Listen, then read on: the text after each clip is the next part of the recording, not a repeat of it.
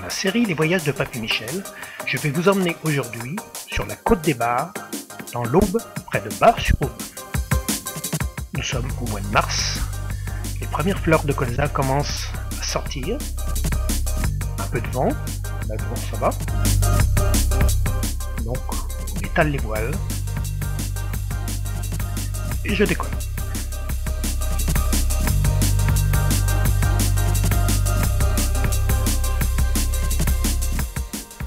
On longe le vignoble, il y a un peu de soleil, un peu de brume aussi.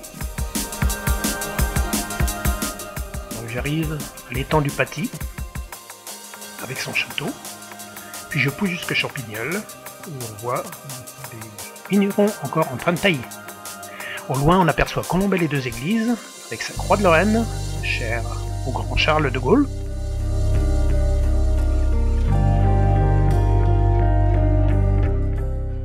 Et puis on voit la boiserie, chère à Tante Yvonne.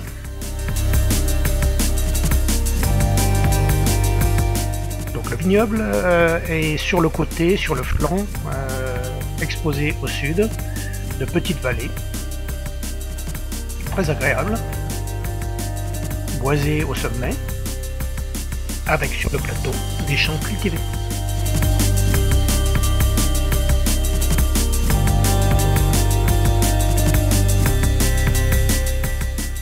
Voilà, après un petit tour de 1 heure, 1 heure et demie, je me pose.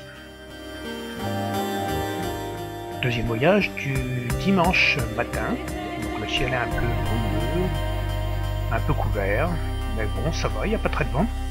Donc je pars avec mon ami Jean-Marc pour aller découvrir Nigloland à Dolencourt. Donc on voyage ensemble. Un coup je passe devant, l'autre coup c'est lui.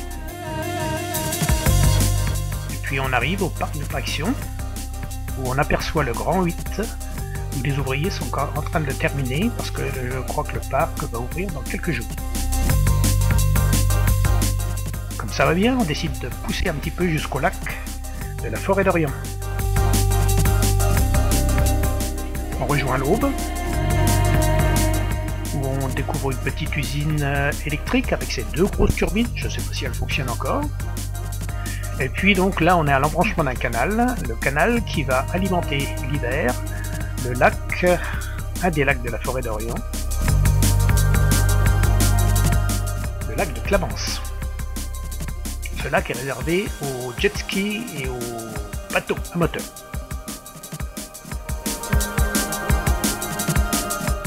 Sur la partie sud, un lac est alimenté, lui, par la Seine.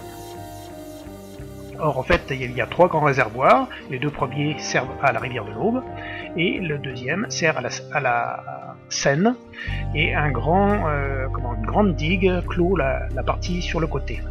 Des vannes de reprise vont reprendre pendant la période estivale l'eau pour le rejeter dans l'Aube et dans la Seine. Bon, ça vole bien, on décide de pousser un petit peu jusqu'à Brienne-le-Château, où on aperçoit le château au loin.